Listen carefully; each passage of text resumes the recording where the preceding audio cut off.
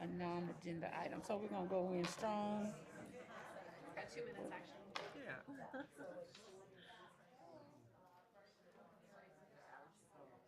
I need to ask maybe this, but I have to pass them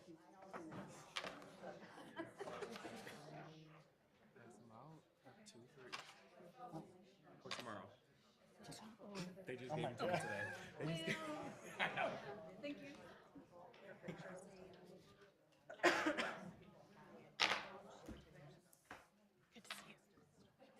Dan, how are you?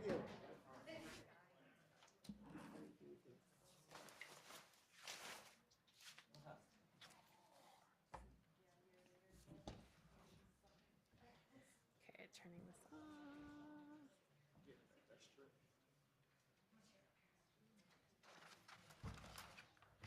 Yeah, it's easier to get to like that.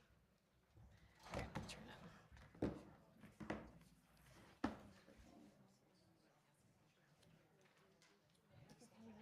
Alrighty. I'm applying for this position in Lansing. About you as you came in. Alrighty. Good evening. I'd like to welcome everyone to the Grand Rapids Public Schools regular school board meeting for Monday, March 6, 2023. You're welcome, and we welcome and appreciate your presence at this meeting. We respectfully request that you turn off cellular phones and refrain from clapping, cheering, or making audible comments. We invite you to make formal public comment during the designated times on either agenda or non-agenda items, or both if you wish. To do so, please fill out a comment card and submit it to the back table. They'll get that there from you. And please limit your comments to the appropriate 3 minutes. We'll start with our roll call. Ms. Shockey? Here. Ms. Wade? Present. Ms. Davis? Here. Mr. Eatman? Present. Who's present? Mr. Melton? Here. That's not a I'll mystery. roll with it, no worries. Did that last week. Mr. Rodriguez? Here. Mr. Ross? President Williams? Present. We have a quorum. And we need approval of our agenda. All in favor, say aye. Aye. Any opposed, same sign? That'll pass. And then we'll go into our celebrations. So good evening, everyone. I'd like to invite Dr. Thompson as well as Dr. Carl Nelson to talk about our wonderful scholars at Harrison Park.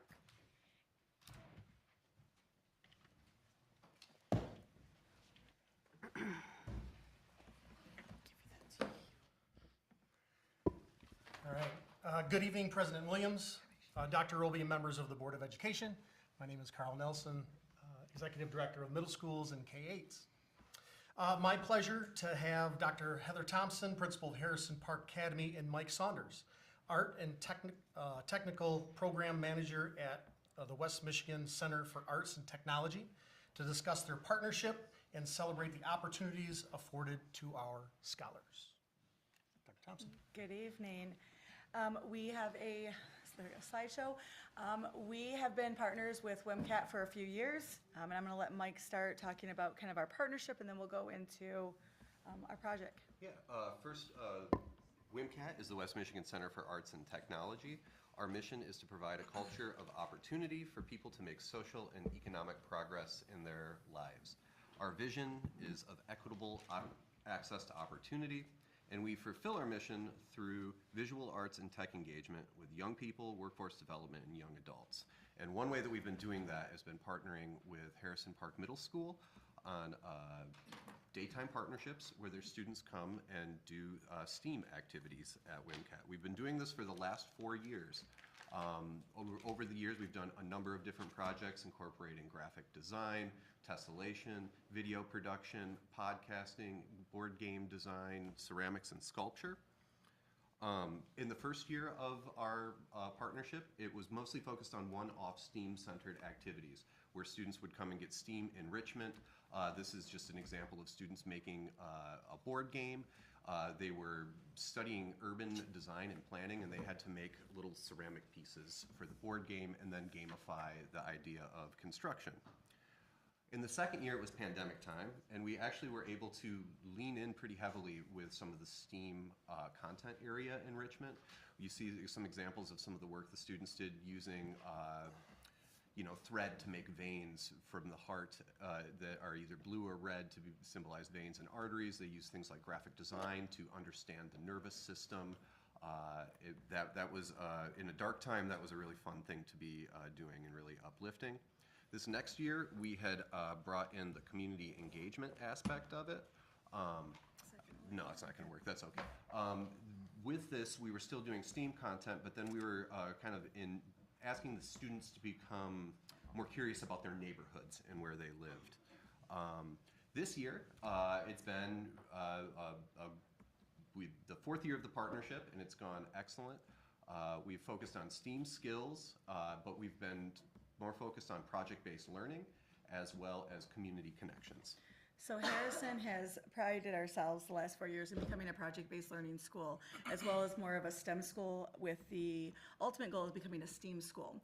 And so I went to Mike and said, I'm going to challenge you. Usually it's one subject area, one content, one grade, and I want to go cross-curricular, cross-grade level. And he said, okay, let's do it.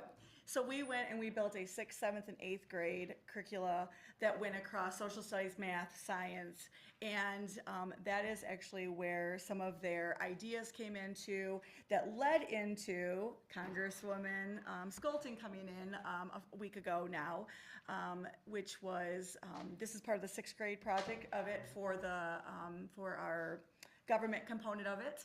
And they were shocked that she actually would say yes to come in. She was excited. She came in, she goes, this is the highlight of my week. I've been looking forward all week. I was really hoping you guys didn't have a snow day today. And we were like, we're glad we didn't too. You came in, right? And so we were able to build this as part of WMCAT. So Mike and his team was there helping prepare our scholars. His head of media was there to prepare them for the questions and getting them ready. And then I'll let Mike talk about this. Are we going to be able to, will this video play? I don't know if it's going to, but I can talk a little Okay. bit about it. So yeah, the process over this year, it was the first session that they've come over. They come over for 4 different sessions. It starts with a hands-on, kind of more hard STEAM aspect skill building. Get them familiar with the technology, get them familiar with the processes. Then it's student-directed. Like, what do you want to know? I think that one of the most powerful things of this visit is the students wanted to know about politics in their community. That's what came out, and we tried to get the best example of that. They have now met their representative to Congress, and they're going to complete this project. I'm meeting with the students on Wednesday, and I just cannot wait to meet with them. They can talk about B-roll. They're going to talk about all the things they learned. We're going to watch the interview again, and they have this artifact of their learning.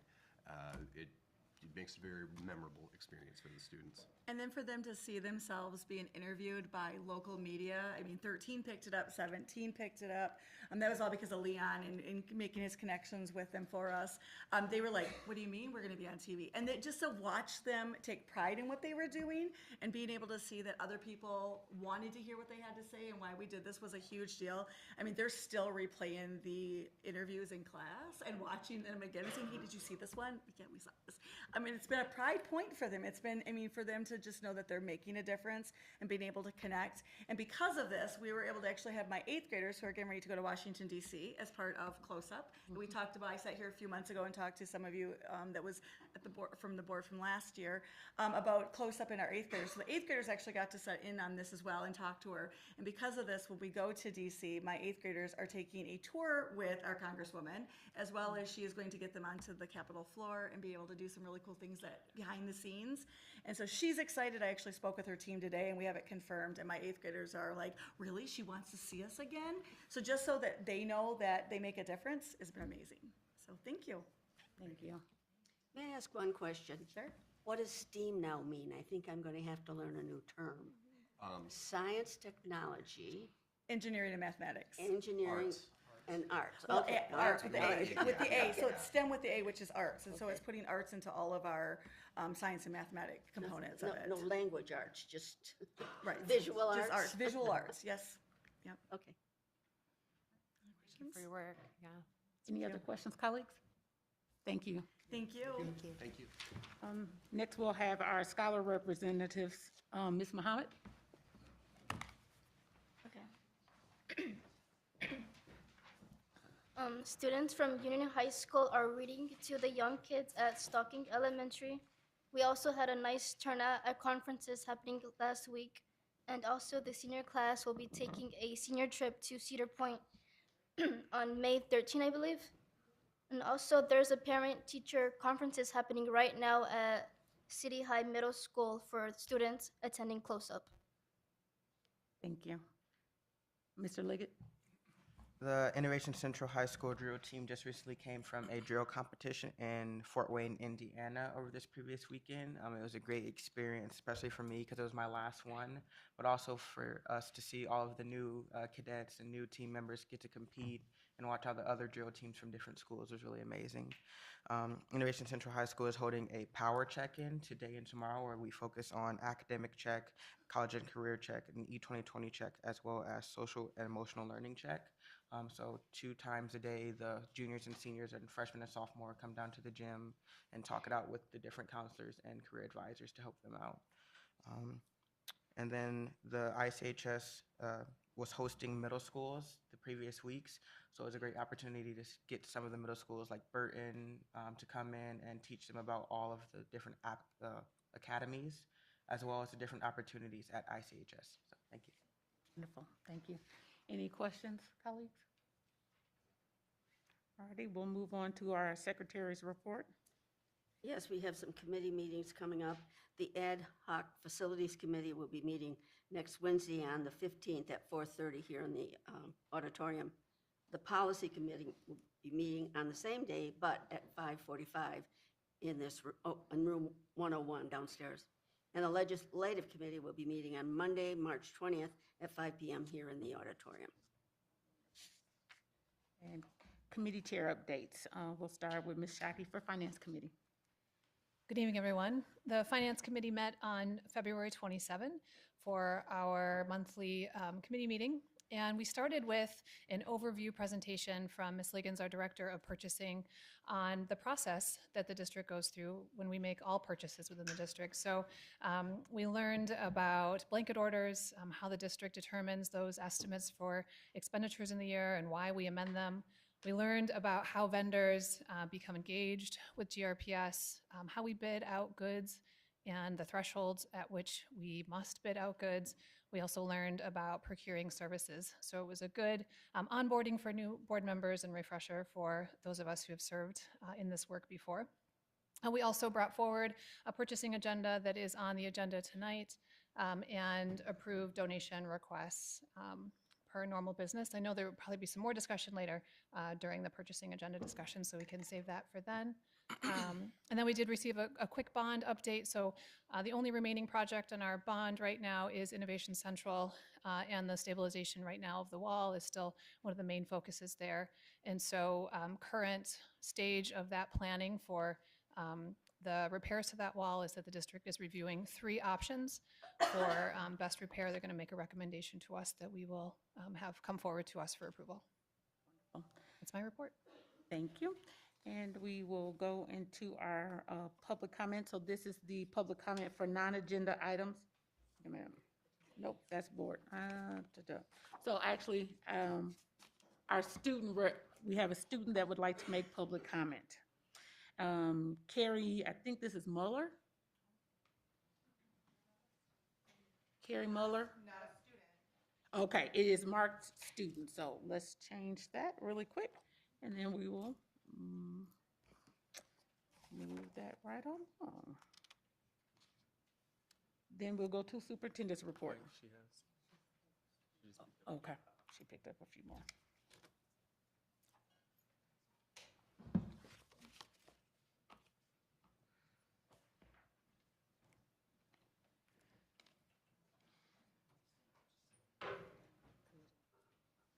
Okay. Oh, I don't see him on here. Mr. Ross, I understand you have a report from academic achievement. Did you?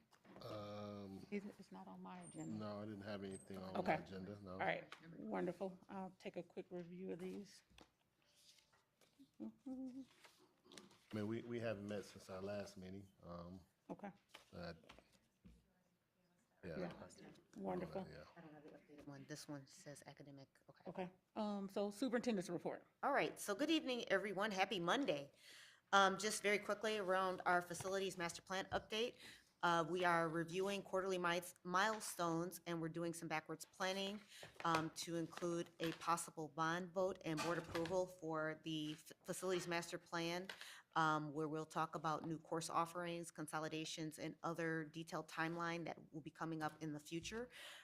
We do have some cabinet updates related to the process for our reviewing of our school list. And our facilities master plan work group has been convening, and the next agenda item for the ad hoc will be on March 21st.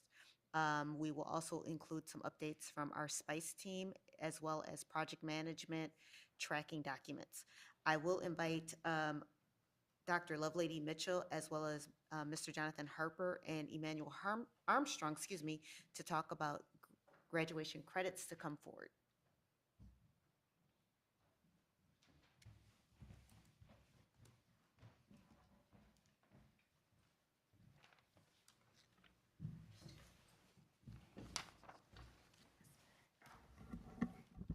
Good evening. Good evening. Good evening. President Williams, Dr. Roby, distinguished board members. Since COVID hit, we have been engaging in the introduction of a resolution and sustaining it. So Mr. Harper is going to share this iteration of it at this time. Thank you, Dr. Mitchell.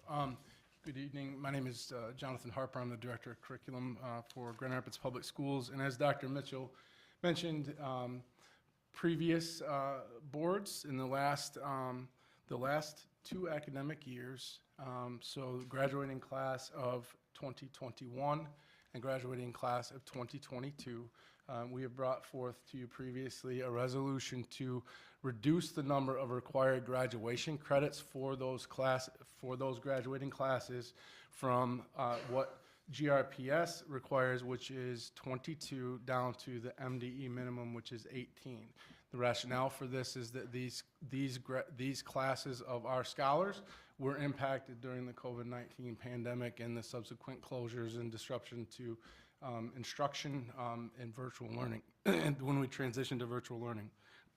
So the resolution that is in front of you now is to extend that amendment through this academic year, so the graduating class of 2023 and then the graduating class of 2024.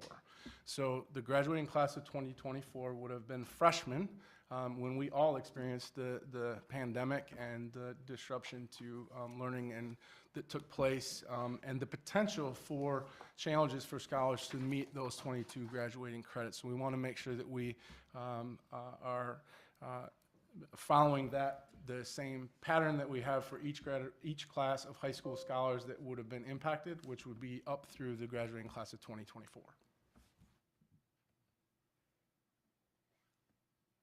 Colleagues, any questions? Do we need a motion to support the resolution, or is it? It's Nope. not an action item. Okay. I just want to thank you for doing that, because it is something that will affect my granddaughter, and I know that she's not the only one that has struggled like she has struggled, but the pandemic really did a number on her, and I can't believe that she's the only kid who had that happen to her. So I'm really glad we're doing this for the kids, because so many kids suffered from that pandemic, much more than, unless you had a kid going through it, a high school kid especially going through it, you have no idea what that did for kids. And I think reaching out with a little bit of grace is the perfect thing to do, and I thank you for bringing that resolution to us. Ready? We will move on to our action items. This evening, first we have up our agenda, purchasing agenda. Are there any questions around the purchasing agenda, or is there some discussion? I make a motion to open discussion on the purchasing agenda items. That's where we are. No motion required? Oh, all right. So I do actually have a few comments, to make about the purchasing agenda item tonight. Um, So one thing that we have discussed is the purchase of Book Nook at $1.7 million.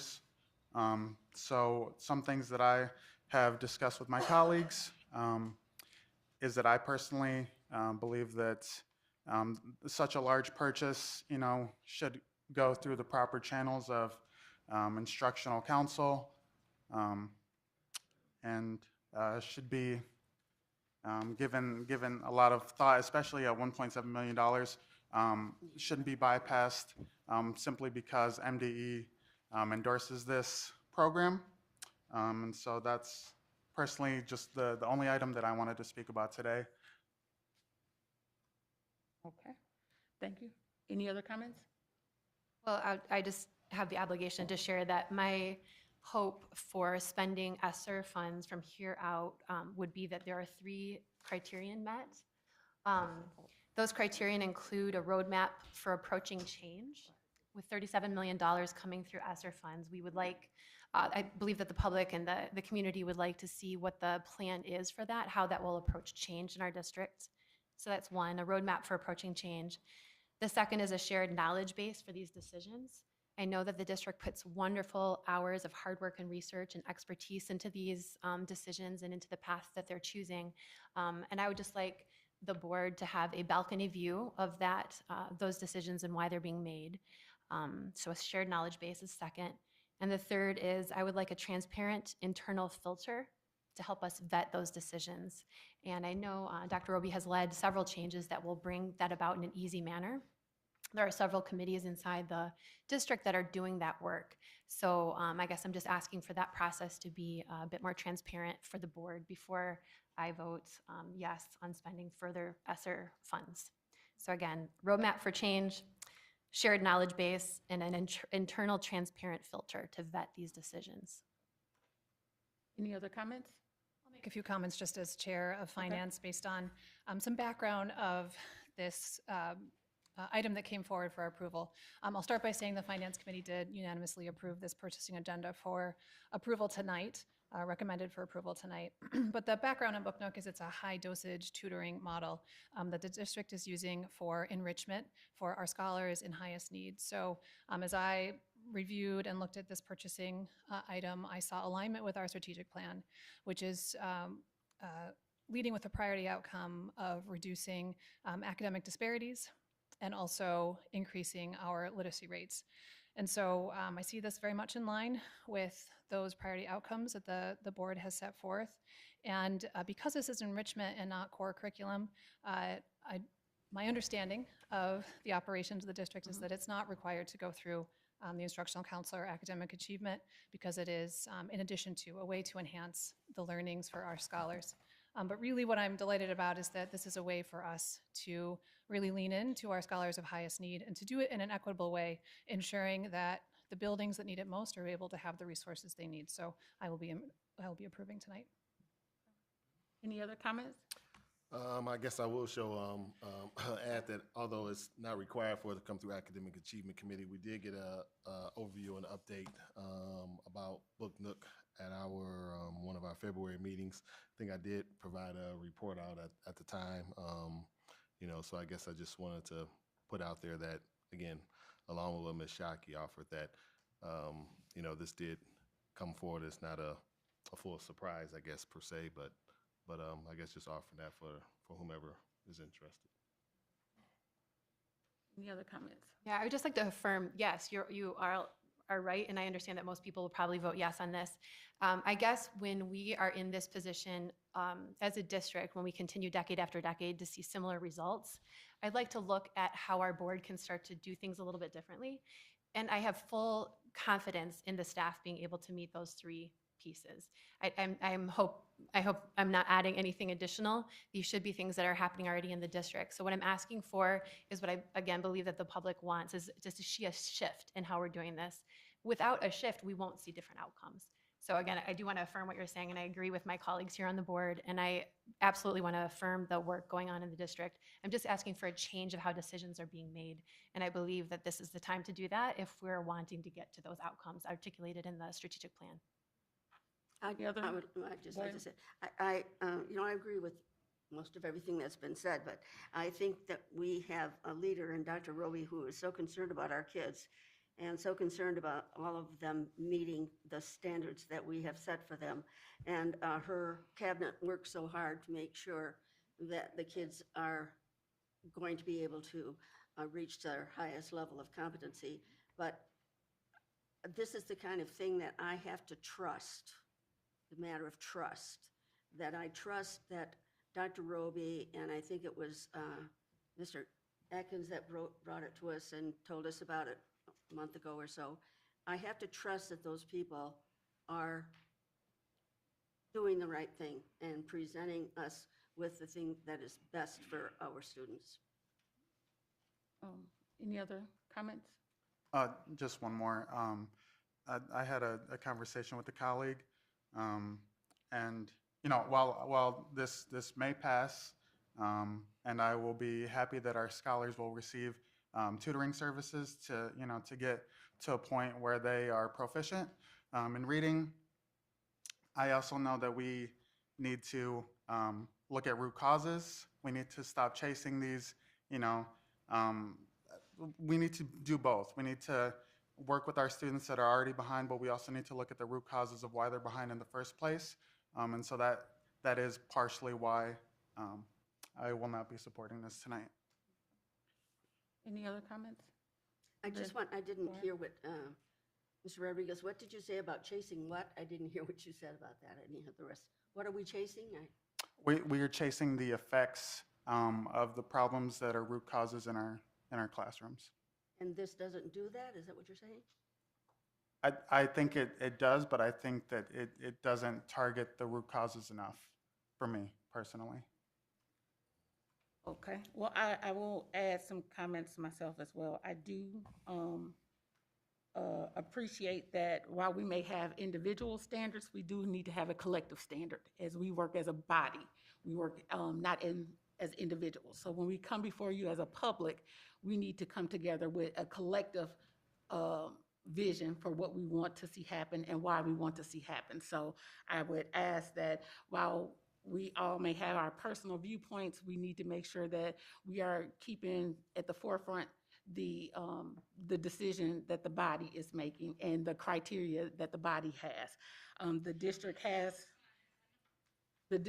shared that we are providing roadmaps, we are providing a shared knowledge, and that we are being shared information in a transparent fashion. If we have questions, we are able to seek answers with regards to those.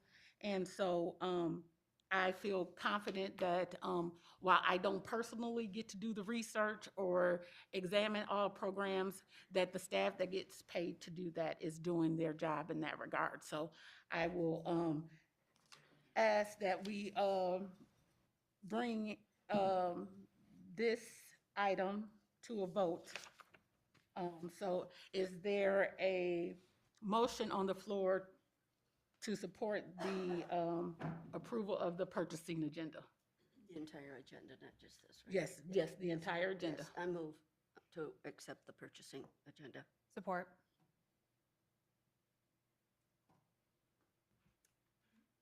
Ms. Shockey? Yes. Ms. Wade? Yes. Ms. Davis? Yes. Mr. Eatman? Yes. Ms. Lewis, yes. Ms. Melton? No.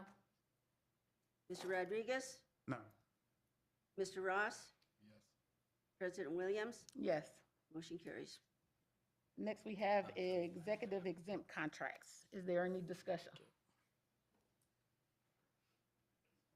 All right, is there a motion on the floor to approve the executive exempt contracts? So moved. Support.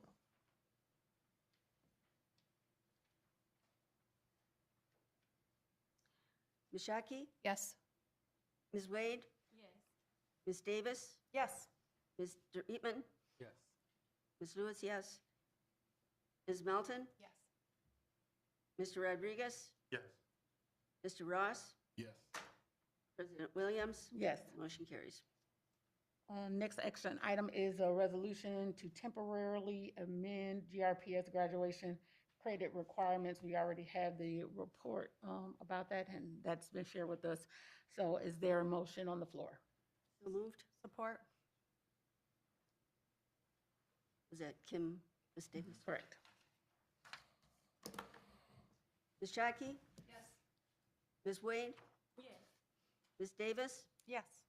Mr. Reitman? Yes. Ms. Lewis, yes. Ms. Melton?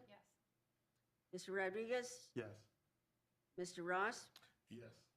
President Williams? Yes. Motion carries. Okay. And then next, is there a motion to approve the consent agenda grouping? So moved. Support. Ms. Shockey? Yes. Ms. Wade? Yes. Ms. Davis? Yes. Mr. Reitman? Yes. Ms. Lewis, yes.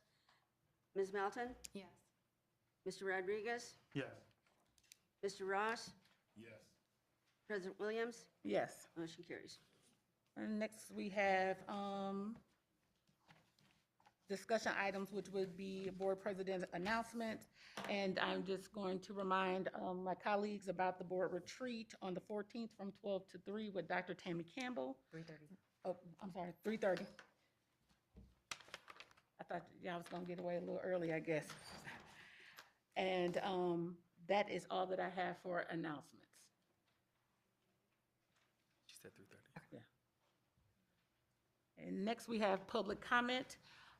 We have quite a few comments. I will call you down in groups of 3, and you can take the first 3 seats at the table, and then I'll call the next 3 on deck.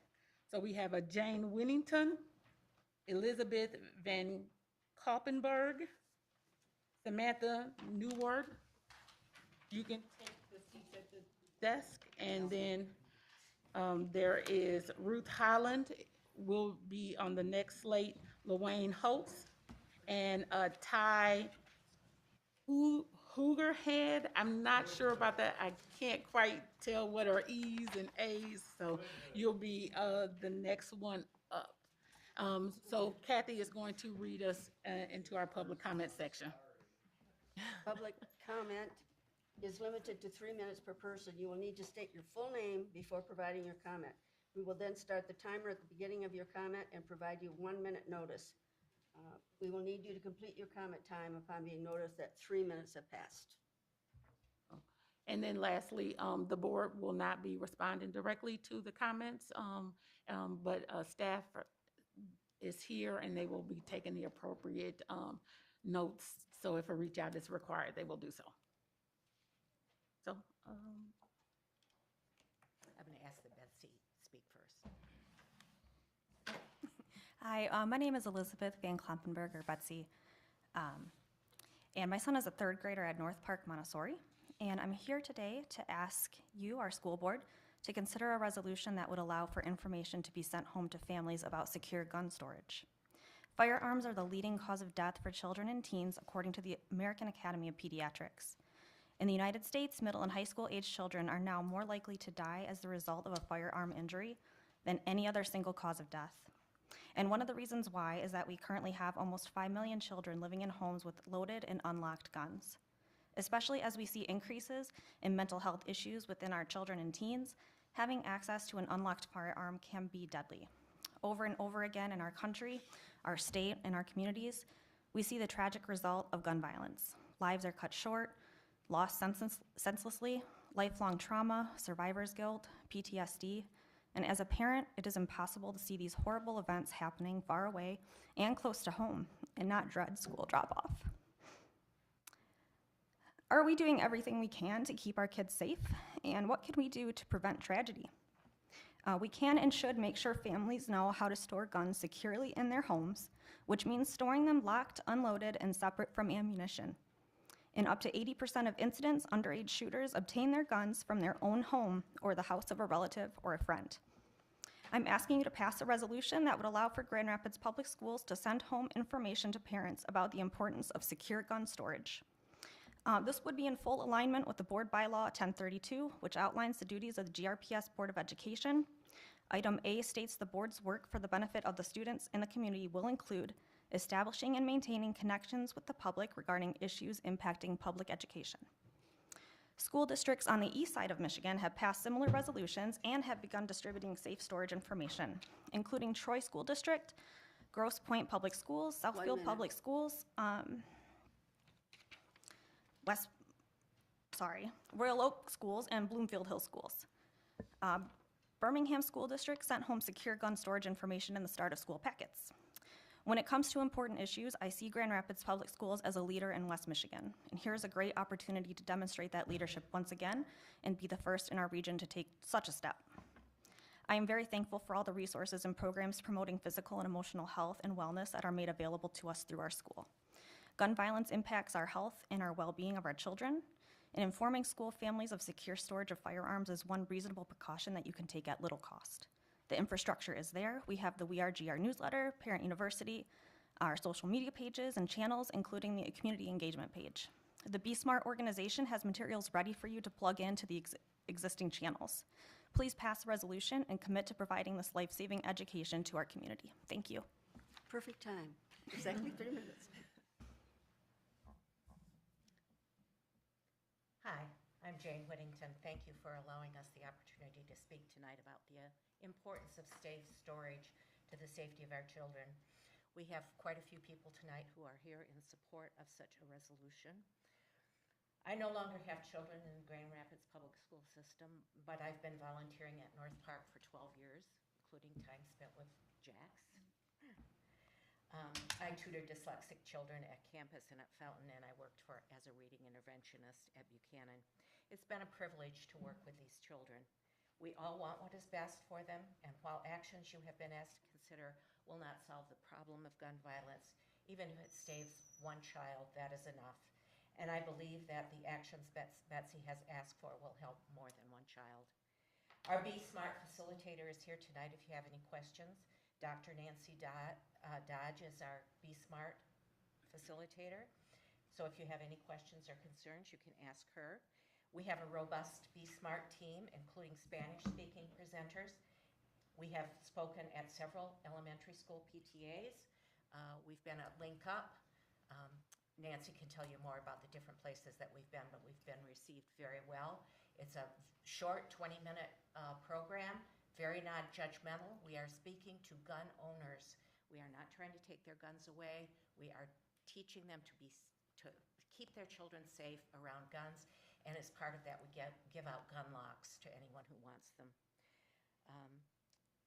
So we are urging you tonight to support this resolution and to make Be Smart information available to parents, children, and community members.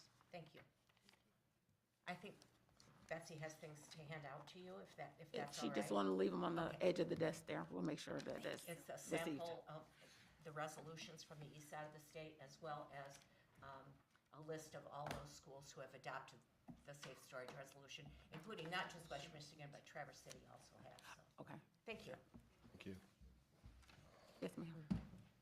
My name's Samantha Miller, and I have 3 kids in GRPS, well, 2 kids now in GRPS. And I received word that Mr. Colton, the principal at Elder Middle, is being demoted, and I am not really sure how to feel about that, but I would like to speak to you all about that. Not sure exactly where that decision was made or why, because that's not my decision to make, but I've seen firsthand what Mr. Colton is capable of. He has changed the lives of so many kids. My son wouldn't even be alive if it weren't for Mr. Colton. My kids wouldn't be where they're at. I have one daughter who's got perfect grades because of Mr. Colton. He is a world-class educator. He has turned kids' lives around just from being there. It's not just, education is not just about test scores. It's about allowing your kids to go to school and knowing they're safe, they're taken care of, they're heard, they're loved. And Mr. Colton is the example of that. He's the epitome of that. He's made me a better parent, a better person, and he's made every student who walks into his doors better because of his presence. So demoting him is really taking away from the students' capabilities and what they could become. And it would be a shame to see that just because of a test score or what isn't happening. We've had COVID happen since he's been principal.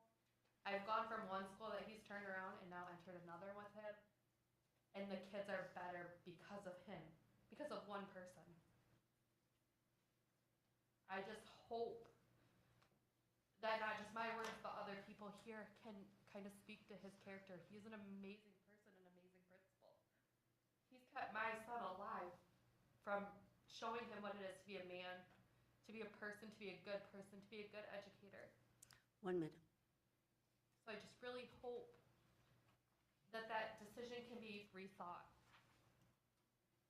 And remember, it's not just test scores. Our kids deserve to feel safe. And that's what Mr. Colton does. He makes us feel safe. That's all I got. Thank you. Then Ruth, LaWayne, and Ty, you're at the desk. And we have Carrie Muller and Vandenberg, and I think this is Alicia Haven. You'll be up next.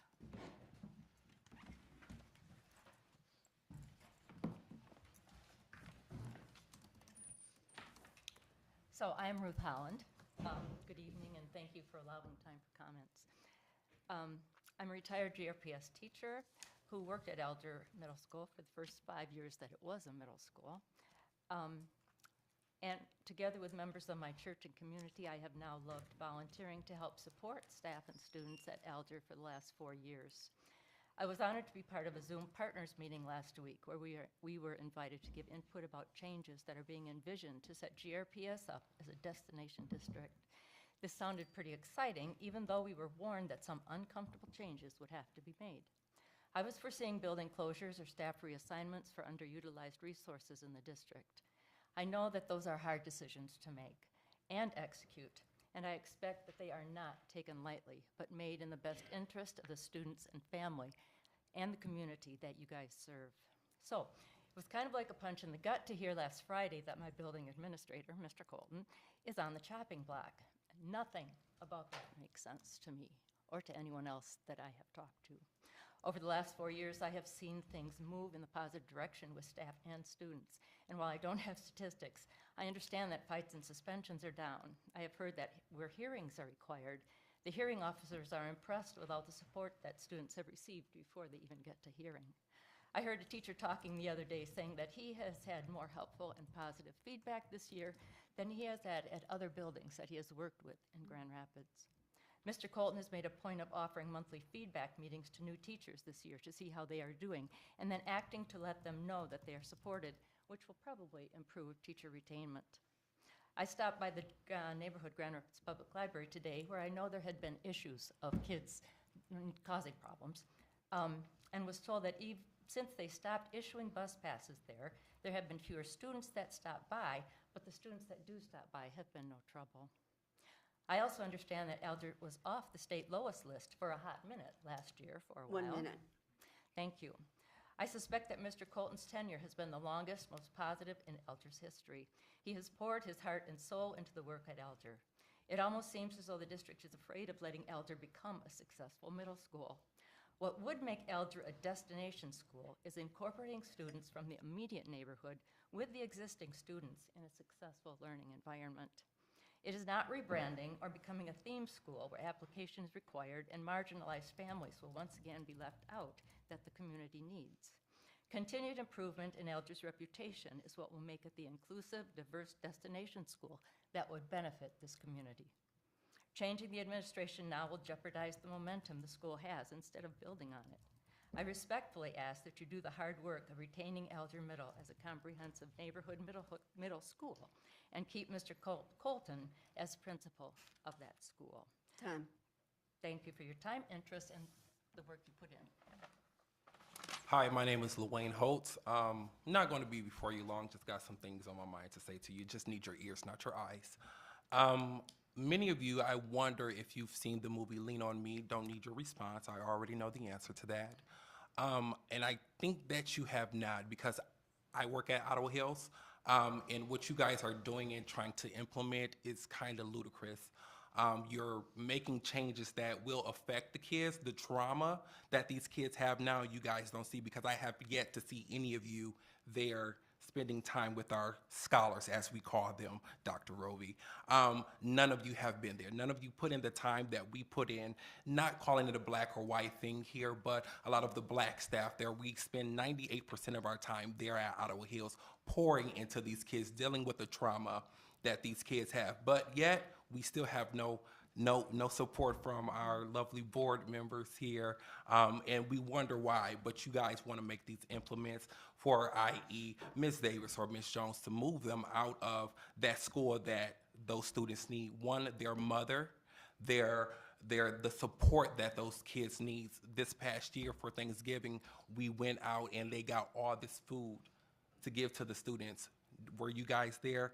Don't think you were. You didn't pour into those kids that are homeless, that we take in, that we go to the store and we buy things for, and not asking you to reimburse us for that.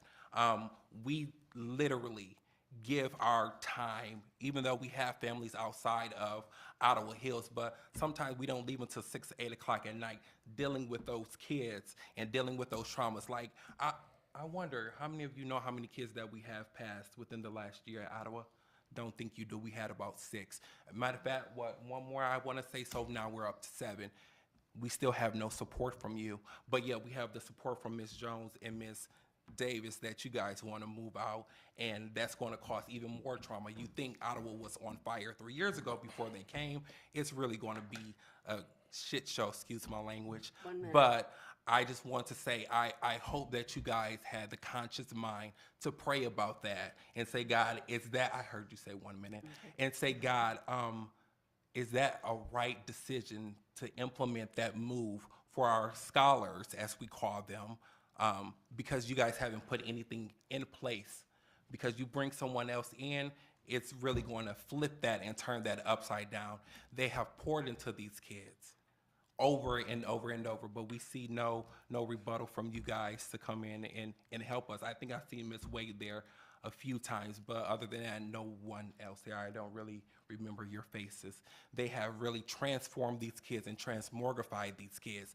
If you don't remember that, remember those words, because those kids are really transformed by the love that these people have shown, but we don't see the love from you guys. But you guys say, we're in full support. These are our scholars. Yay, hooray. Time. But Time. we don't see that at City or anywhere else. So, thank you. You're welcome to slide the mic over to you. Hello, my name is Ty Hoodhood. I have 2 students still in GRPS. I have a 13-year-old that actually does go to Alger Middle School, and I have a 15-year-old that goes to Central. My sons have dealt with Mr. Colton since they were in preschool. My sons were bad, unruly, inner city. We're the outsiders. So my kids grew up like that. They go into a school and they act like that. And instead of being kicked out of school, they get mentored, they get talked to, they get slowed down, calmed down, brought back into the world again. And then they learned whole bunches of, what is that word? They kept going on a routine with Mr. Colton. Mr. Colton built routines at these schools for these kids so that they could learn better, so that they could attend with attention and actually pay attention. My kids, I've got 5 sons altogether. 3 of them are graduates. I have 2 more that are on their way. I have 2 kids, my youngest, that were really big inner city, wanted to be monster little kids, that went from horrid to helping other people.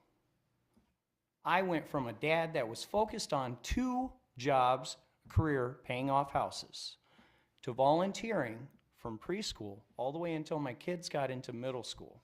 And then I helped out at the middle school as much as I could and still getting my jobs done. The fact that you guys are going to take away a principal that has done so much good for so many students, take away routines, take away ideas that get implanted by somebody that has a good moral conscience, good moral compass that helps all of the people around him. You guys are going to take that away. 1 minute. I don't know why you guys would take that away. I don't understand it. None of us parents got involved in that. We want to know why. What is the excuse to take away something good and trade it in for something maybe? Simple. Why would you trade in something that is really good, does its job perfectly well, is concerned about everybody around him? Throw him off to the, let's just go trade him in. Let's take him down to Benton Ford down there and get ourselves a new one. I don't think that's a smart idea. I think that's a horrible idea. This man has put way too much of himself into helping out all of these bad areas. Campus Elementary, I walked into that school back when my son, that's 15, was in preschool. It's Time. horrible. Thank you. Carrie Muller. Oh, wait a minute. Ann Vandenberg. Alicia Haven. And then on deck, we have Karen Walton, Letitia Torres, and Marcia Johnson.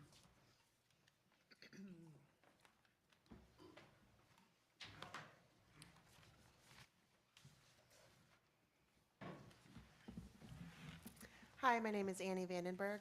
I'm here today to speak in support of implementing a safe gun storage resolution and way to communicate that to parents, which is the Be Smart program. Both my sons went through Grand Rapids Public Schools, and while my son was attending North Park Montessori, one of his classmates was shot and killed with a gun. This was before Be Smart was a program, and I'm sure that he's not the only Grand Rapids Public School student who has lost someone close to them to gun violence.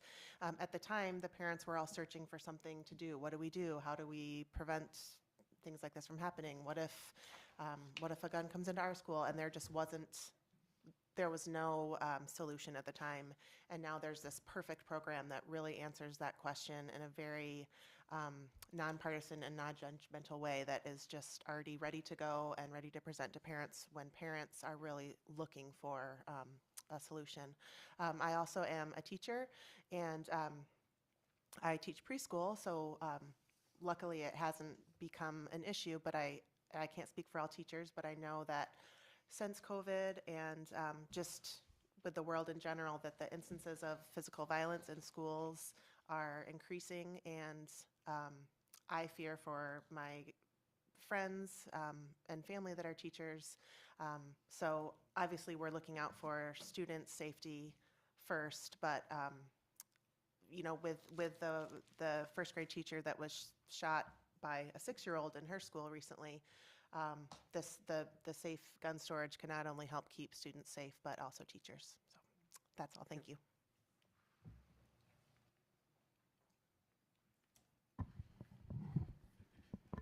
Good evening. Thank you for your time tonight. I'm going to take my glasses off because I can't read up close. My name is Carrie Muller, and I am the clinical therapist and mental health provider at Eldred Middle School. I began there in 2019, and since that time, I have witnessed significant change, growth, and progress within our school. We have a core group of dedicated staff who are committed to our students and their success. Our principal, Bernard Colton, has been integral in our success as a staff and supporting our students. In light of recent district changes that has placed Mr. Colton elsewhere for the upcoming school year, I wanted to share why this news has brought confusion, disconnect, and great concern for our team and our students. We are a neighborhood school serving around 350 students. Our students face significant challenges in their daily lives that many adults would find difficult to live through or overcome. Mr. Colton has taken steps to break down those barriers that impact our students and their families in many unique ways. For me, the most important has been how he's fostered the importance in building relationships. As a therapist, the most critical part of making change with a client is getting to know them, building trust, and forming a relationship. It is through these relationships that we are able to reach students and their families, have honest conversation, provide support, and truly show up for one another. Mr. Colton has not only encouraged this type of relationship, but has modeled it. On Saturdays, Mr. Colton opens up our gym to the students who may not have a safe space to spend time on the weekend. They play basketball, have food, connect. It is the highlight of many of our students' week. It may seem small to some, however, to our kids, it's big. As a district, there has been significant steps towards addressing the mental health and well-being of our students.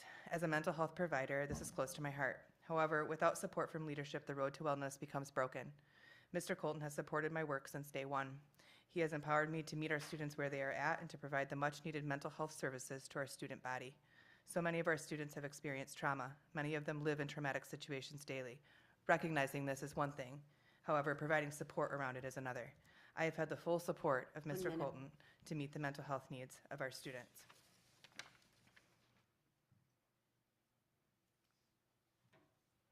The news of Mr. Colton not returning to Alger next year and also the timing of this decision has many of us as staff hurt and quite frankly upset. We are in a most critical point of the school year and feel what we have worked so hard to build is being dismantled in front of us. I understand decisions are made at the top and we don't have a say. However, just because something can be done doesn't mean it should be done. It is my opinion that the removal of Mr. Colton from Alger is detrimental to our students, staff, and families. Many of us feel we have to start all over again, building those relationships, and that feels gravely unfair, not just to staff and students, but to our community partners as well. Tonight, I hope to be heard and seen, and that the board will take this information to heart and think about how changes like this impact more than just our leader, but our entire Alger family. We have been through significant trauma. As mentioned earlier, as Ottawa, our Alger students have faced significant death and loss and grief. This feels like another time that we will be grieving. Thank you for your time.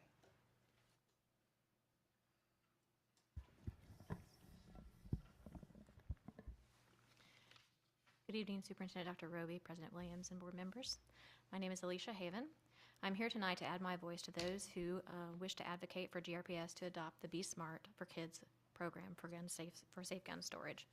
First, I would like to commend and thank GRPS for the language around district drills.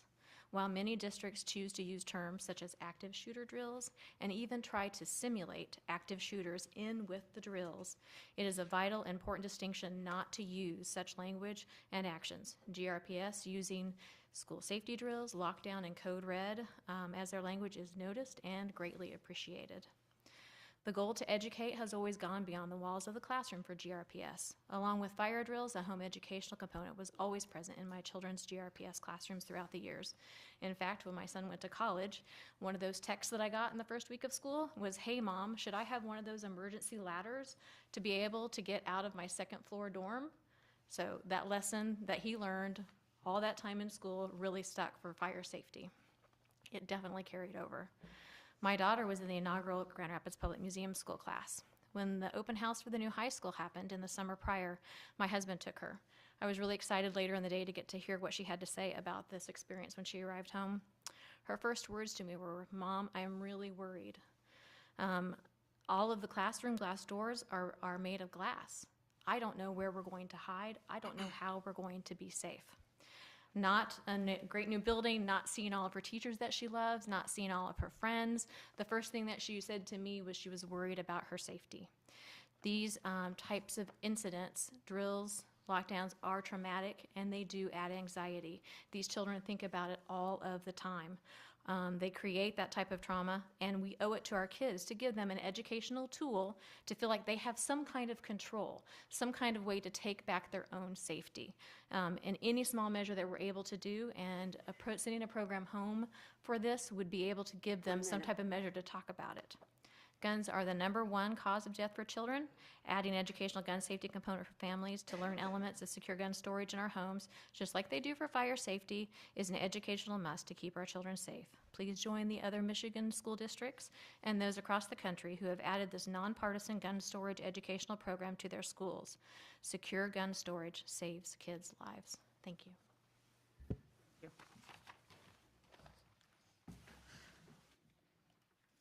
Karen Walton, Letitia Torres, Marta Johnson, and Kathy Bracy, you'll be the last to speak tonight.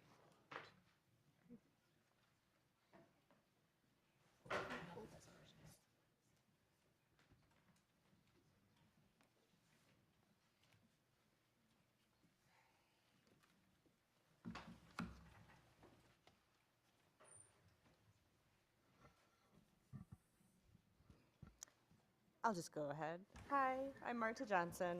I'm here to cover a range of safety issues. I touched on them last week. What day is it? I touched them on the last board meeting in the public comment section as well.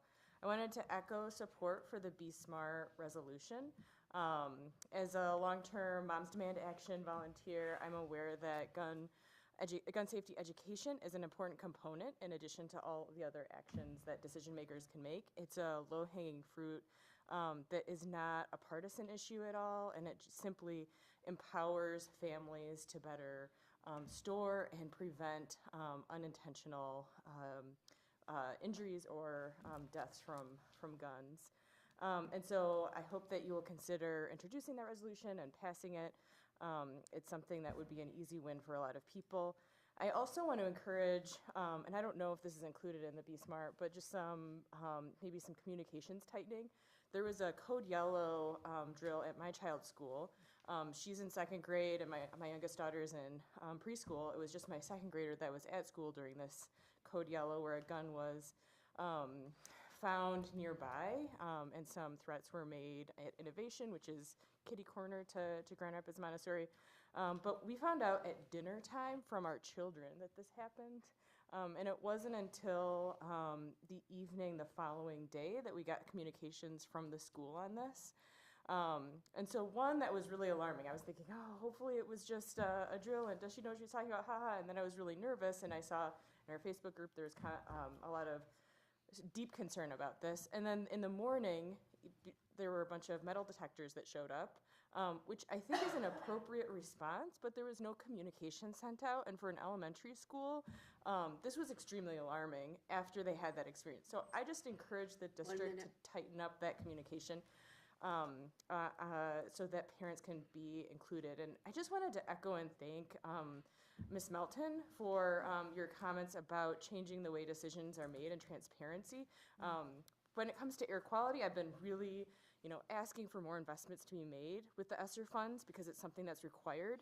And it's not been made yet, and I'm hoping that those priorities can be better reflected in futures. But I think that what you're saying is exactly what I'm hearing and feeling as a parent in the district is we think that change is going to happen because we've got a good leadership, we've got great staff, we've got great teachers, but we need to change the way decisions are made so that we can all feel like we're on the same page, so that I can feel like, oh, these priorities are being reflected in budgets that are very important for our school's experience and for our academic performance.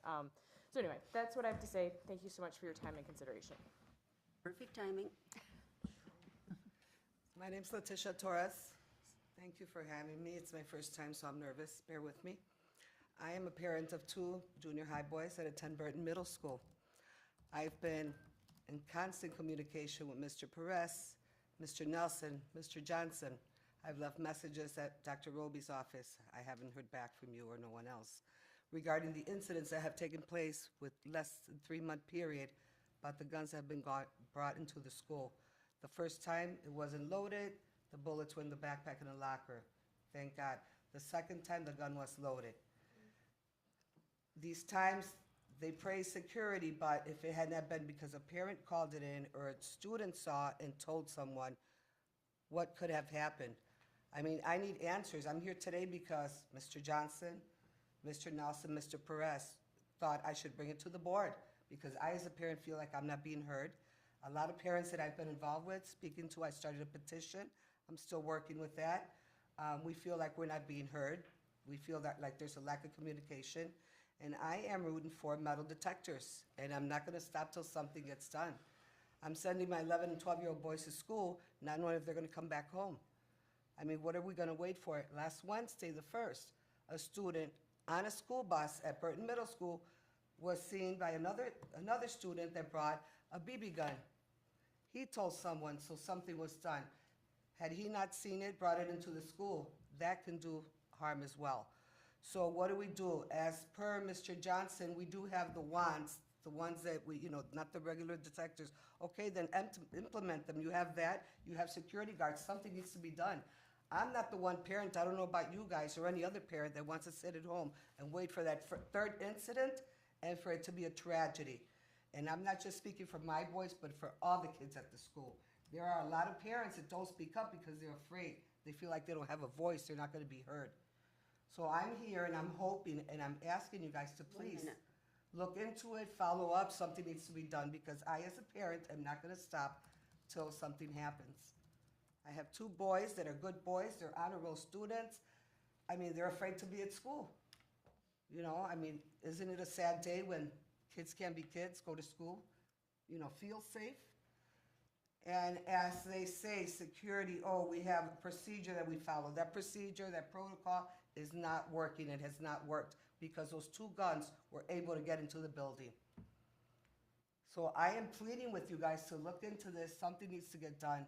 Like I said, I don't want to be sitting here at another occasion crying in tears that something happened to one of my boys or to another student at the school.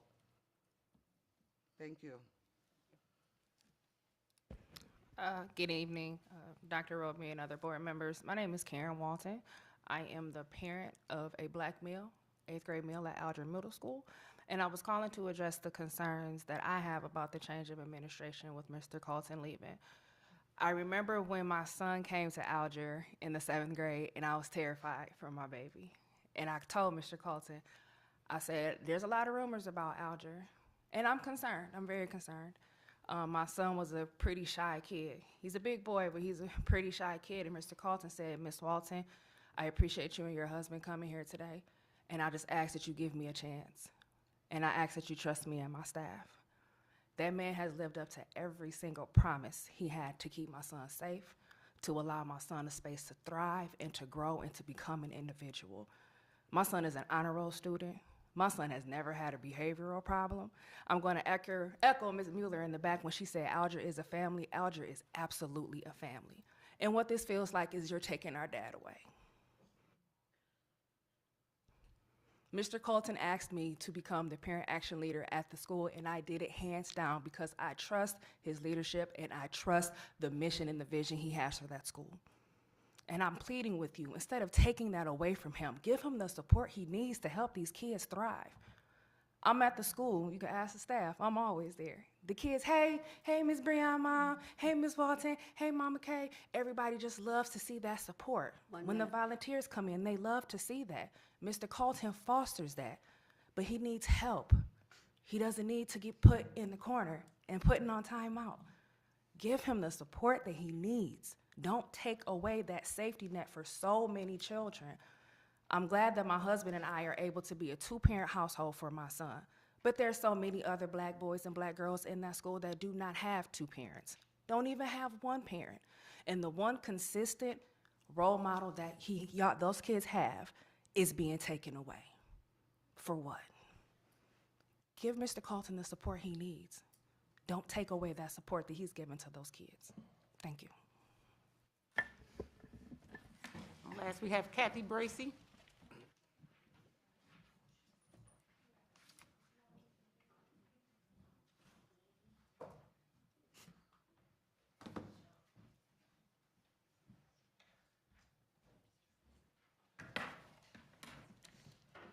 Good afternoon.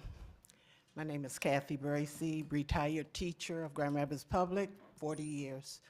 I volunteer every day up at Ottawa, and I see a lot of good. Ms. Davis is very passionate. She works well with her parents. She works well with her team, and it would be a devastating effect on both families and students if you remove her. She has built a world-class team. I mean, we have parents that show up that never showed up at the school before. I wonder, do the parents know, and why weren't they notified of this decision before it became final? I understand that some parents have called board members, and have not received a phone call back earlier in the week. And we're just kind of wondering up at Ottawa, what exactly is this all about?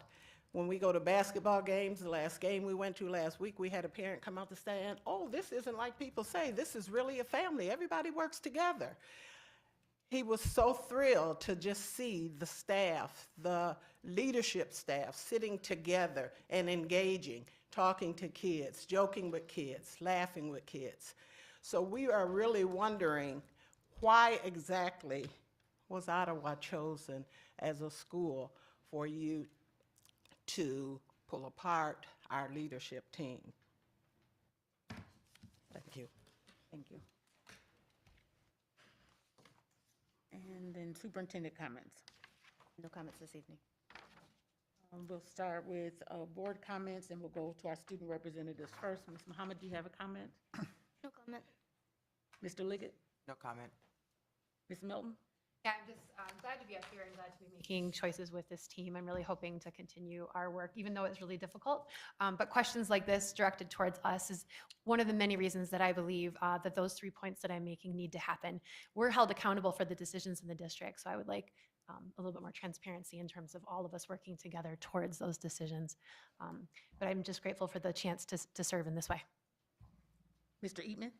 Yes, thank you. I appreciate everyone that came out tonight and was able to share some things and enlighten us on some other things as well. I'm looking forward to addressing these issues as a team and a collective. We have all the scholars in mind as we were making decisions for it. I want to make that very clear that we have that at the top of our hearts and our decision making in this. But I'm super, super excited about the opportunity to stand before you, and you guys are also being able to come before us and have that exchange. And there's things that we will work on. And so I'm happy that you're able to bring this forward to us, and thank you all for coming out. Ms. Lewis? Yes, I just want to remind people one last time, even though the deadline has passed, you can still attend the dinner meeting this Wednesday, 6 to 8 at the Kent Career Tech Center.